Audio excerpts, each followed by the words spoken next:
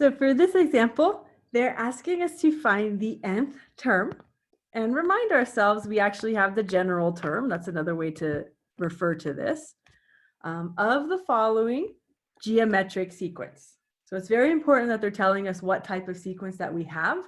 That way we know we can refer to a formula, or we'd have to develop it along the way. And if we do have a geometric sequence, we'll remind ourselves what the nth term is. I have it written above as well, but we have the first term multiplied by the common ratio taken to the power of n minus 1. So if we're finding the nth term, we will plug in a sub 1. In this case, it's going to be -3. We'll also plug in the common ratio, which is -5. So we have to use parentheses because we know we're taking this to a power. So -3 times -5 to the n minus 1. Now, be really careful. I know there's an urge to try to simplify things as much as possible, but according to order of operations, what you'd have to be dealing with is that the -5 would have to be raised to the exponent before we can even multiply the -3 in. And because we do not know what the exponent is, we can't really do any simplification here. So your final answer for looking at what the nth term is -3 times -5 to the n minus 1 power. If you feel more confident or comfortable, you don't necessarily need the parentheses around the -3 because it's implied that we'll take the power of the -5 first. So you're kind of saying, oh, well, that's not too bad. Usually the reason why we're finding the nth term is because we want to use it to find future terms in the sequence. So if we move on a little bit to maybe finding a 15th term of the sequence, and you notice it does have the same first term, which is -3, and the same common ratio, which is -5. If we want to find the 15th term, we are looking for a sub 15. So in other words, we're plugging in n equals 15 to our general term formula. So if you see that above, I've plugged that in. I have a sub 15 equals -3 multiplied by -5 taken to the 15 minus 1 power. So remember that all we did was plug in n equals 15, and we already had our common ratio and first term incorporated into that formula. Now, what we'll do from here is you can simplify the powers a bit. We do have -3 multiplied by -5 to the 14th power. So that would be the exact answer. However, sometimes we want to figure out what that actual number is. So we can see, I know -5 to the 14th power is going to be quite large, but we can use our TI to see what it does give us. I'll kind of go step by step. I know we can plug it all directly into the TI, but just bear with me for a little bit. So let's look at -5 to the 14th.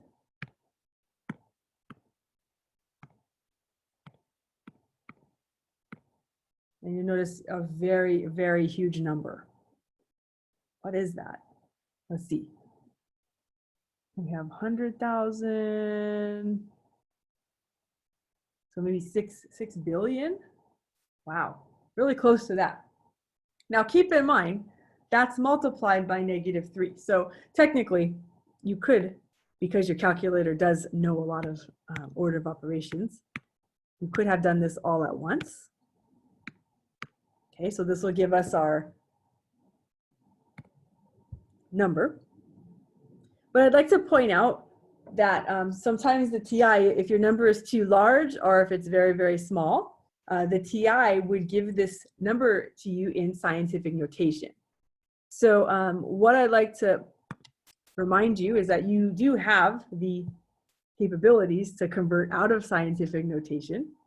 So we'll practice that. Let's see if we can do that. We have a new share back to our screen and off to the side. We'll kind of write what we have. We do have our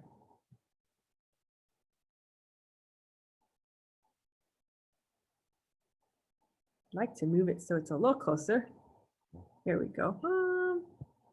Sometimes it works for me and sometimes it doesn't. I'll try one more time and then I'll give up. All right. Close enough. Okay, so let's write this all down. I do have the actual value in scientific notation. And so what this does mean, if you guys notice in the TI, there's a little capital E, and then it says 10. That is indicating that you are multiplying this number, negative 1.83105469. It is being multiplied by 10 to the power of 10. That's what that E10 stands for. Now, if you'd like to convert it to scientific or out of scientific notation, what this means, just think about what powers of 10 mean. We're looking at taking the decimal point and we will be moving it 10 places to the right. Powers of 10 are larger, so they're going to make the number quite larger. So we can do this. See if I can use orange. 1, 2, 3, 4, 5, 6, 7, 8, 9, 10. I would have to fill in a couple zeros at the end.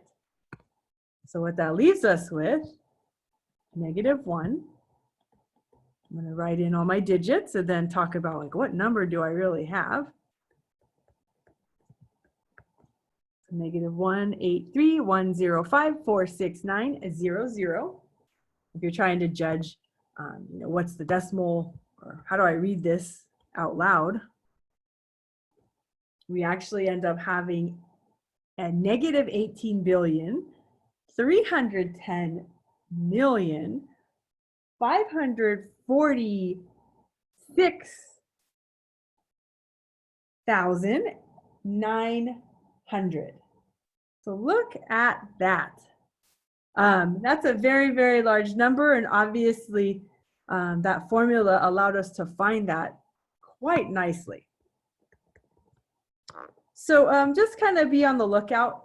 Sometimes you won't get the numbers in scientific notation. You'll get a very nice number. You can copy exactly what you see on your calculator screen. But in the event, it tends to happen with these geometric sequences. If you get a very, very large number or a very, very small number, just review a little bit about what scientific notation means. I hope this helps. I'll see you in the next example.